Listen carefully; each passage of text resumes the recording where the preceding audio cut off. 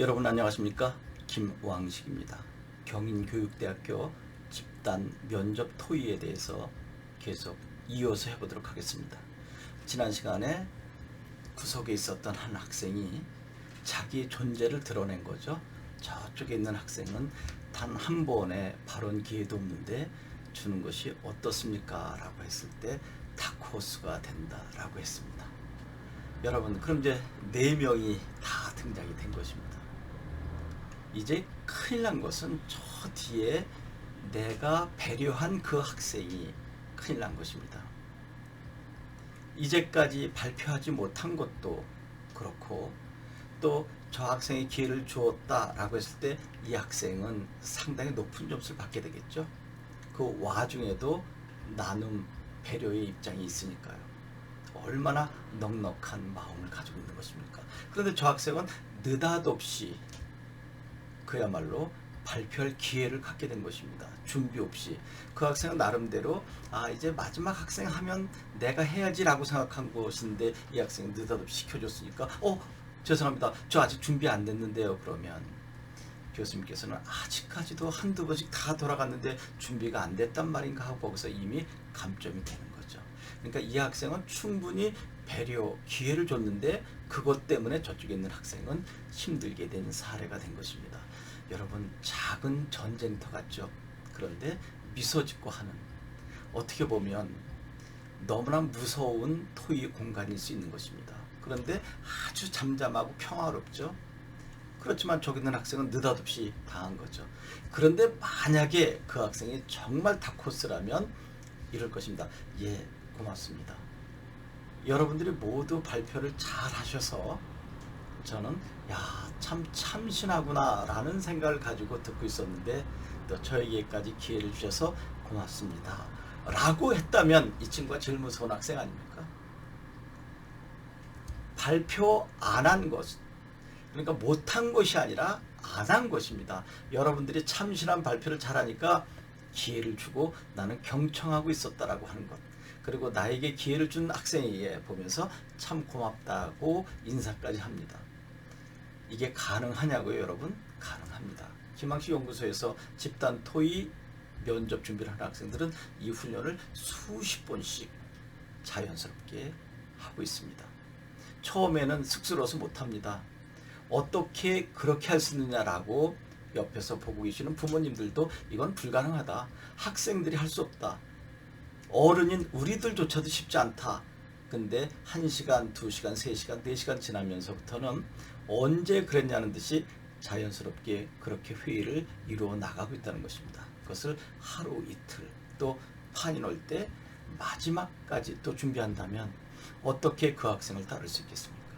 아마 이와 같은 방법으로 여러 곳에서 하고 있을 것입니다. 괜찮습니다. 제가 한 방법 공유하는 것 좋은 일 아닌가요? 또 이것이 모두 저의 것만의 방법은 아니잖아요. 제가 하지 않아도 남들도 다른 교육기관도 다 할 수 있는 것이니까요. 이제 이 유튜브 방송만으로도 여러분들이 스스로 준비해서 갈 수 있다면 얼마나 좋을까라고 하는 차원에서 이 유튜브 방송을 무료로 제공하게 된 것입니다.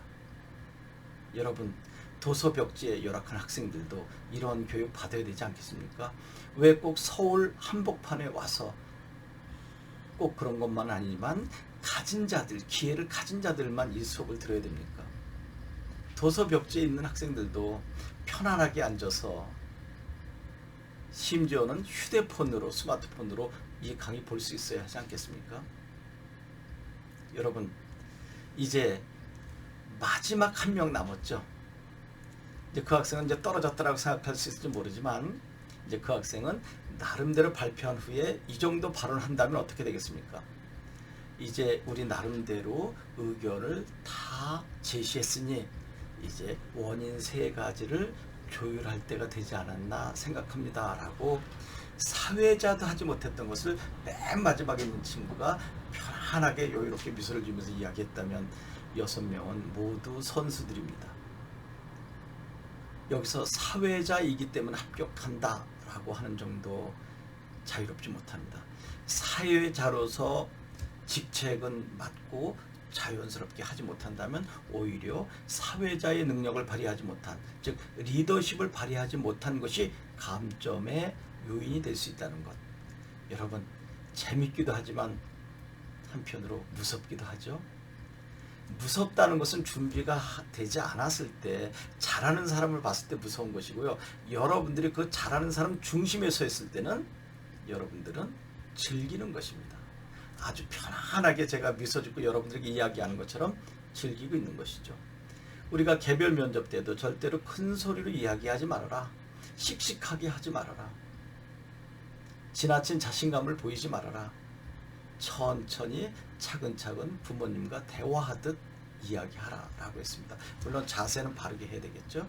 또 적합한 언어 표현을 써야 되겠죠. 절대로 써서는 안 될 말들이 있습니다. 비속어, 은어, 또 네티즌 용어들, 뭐 헐, 대박, 여러분들 모르는 사이 와, 저 학생의 의견 대박이네요, 헐, 좋으네요 라고 하지 않을 것 같습니까? 언어는 습관이기 때문에 여러분들 모르는 사이에 입을 다물어도 이미 늦은 거죠. 이제 이렇게 해서 이제 나머지 3개 안을 만들어내서 이제 다 정리를 했습니다. 다음 시간에는 그렇게 만들어낸 것을 이제 25분 정도거든요. 그럼 이제 나머지 이제 10분 정도, 한 8분에서 10분 정도를 서기가 정리한 것을 나가서 누가 발표할 것이냐 하는 문제.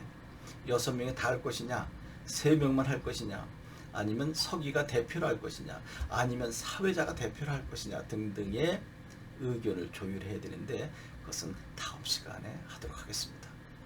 여러분, 이번 시간은 제가 이야기하지 않았는데 끊임없이 5단 구성 응용하는 거 아시죠? 저는 이 문제에 대하여 이렇게 생각했습니다. 왜냐하면 이러이러한 이유가 있기 때문입니다. 물론 조금 전에 제가 이야기한 부분에는 이러이러한 문제점이 있을 수 있고, 또한 여기에는 이러한 좋은 견해가 제기될 수도 있습니다. 그러나 그러한 문제는 이렇게 해결할 수 있습니다. 따라서 이러이러한 이유로 이것을 주장합니다 라고 하는 골격이 유지된 상태 속에서 여러분의 주장이 전개된다면, 교수님께서도 정말 대단한 친구 왔구나, 어떻게 저렇게 침착하고 차분할 수 있을까, 그러면서 할 이야기는 다 하네, 저런 학생이 4년의 교단에 선다면 학생들이 얼마나 좋을까, 그리고 동료 교사들, 더 나아가서 학부모들하고 상담할 때 얼마나 좋을까, 우리 학교 최고의 인재인 선생님이 오셨구나 라고 환영할 것까지 생각하고 채점한다는 것 명심하시기 바랍니다. 여러분, 5단 구성 비법 충분히 알고 계시죠? 다음 시간에는 이제 발표를 어떻게 할 것인가에 대해서 설명해 드리도록 하겠습니다. 여러분, 고맙습니다.